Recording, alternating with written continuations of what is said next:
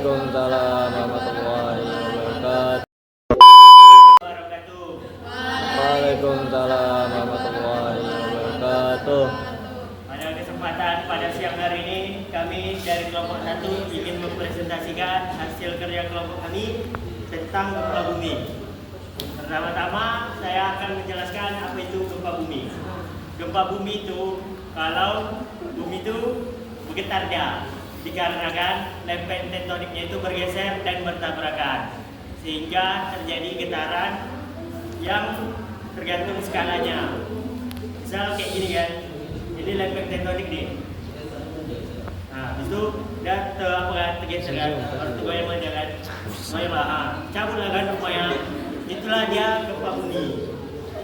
Gempa bumi itu bukan karena lempeng tektonik aja, bisa juga karena letusan gunung berapi, tsunami, ataupun ledakan di bawah tanah, sehingga lempeng tektoniknya ikut bergetar juga.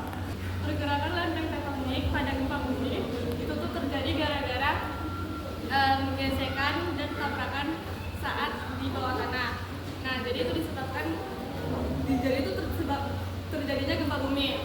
Setelah itu pelepasan energi atau yang disebut dengan gelombang seismik, yaitu pecahnya batuan yang melepaskan energi energi atau yang disebut gelombang seismik.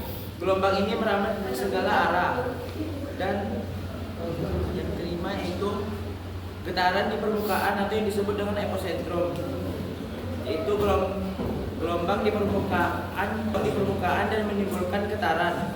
Gelombang di permukaan, titik di atas permukaan gelombang yang disebut titik di atas permukaan hipocentrum disebut epicentrum, tempat guncangan yang paling kuat terasa. Nah, batu-batuan itu ada titik maksimal tekanannya. Jadi kalau batu itu udah titik maksimal tekanannya, dia akan pecah. Pecahan itu disebut hipocentrum.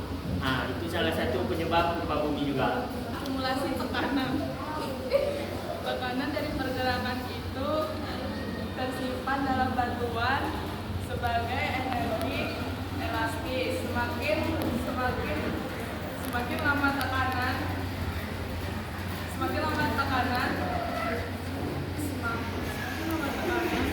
dan batuan akan menjadi rapuh. Faktor-faktor terjadinya gempa bumi: 1. Aktivitas kepadatan penduduk. 2. Aktivitas vulkanik. 4. Aktivitas manusia.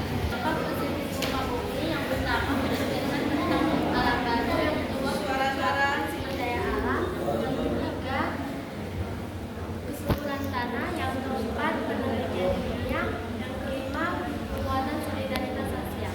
Dampak negatif dari gempa bumi: pertama, kerusakan infrastruktur. Yang kedua, korban jiwa.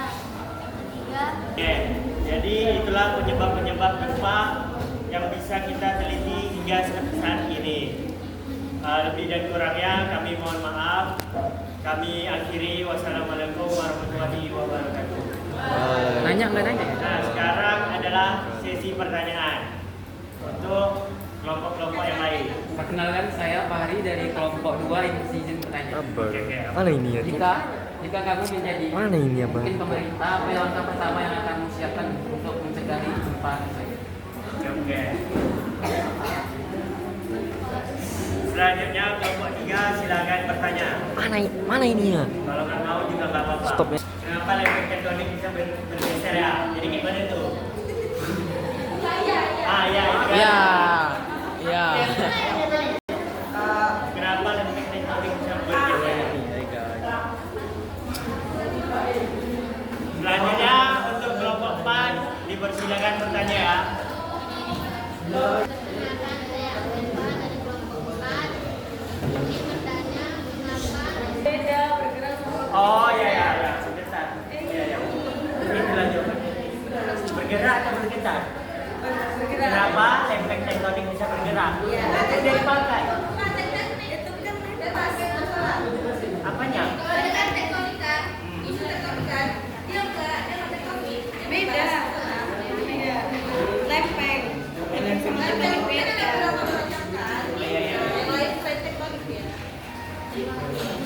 Kepada kelompok 5 dipersilakan untuk bertanya.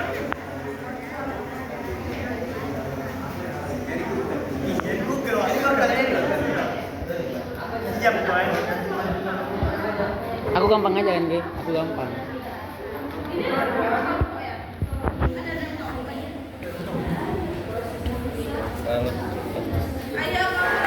Come on.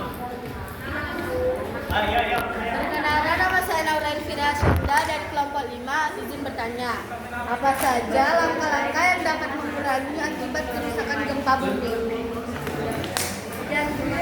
Oke. Selanjutnya untuk kelompok 6 ada yang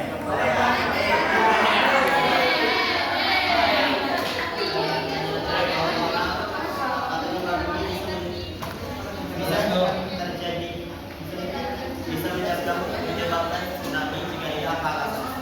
Oke. Kenapa? Ya Bu, Raditya. Oke, kami tutup ya sesi pertanyaan. Terima kasih yang sudah bertanya.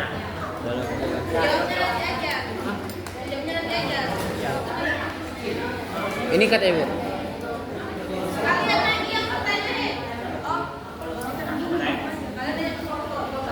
Weh, siapin pertanyaan.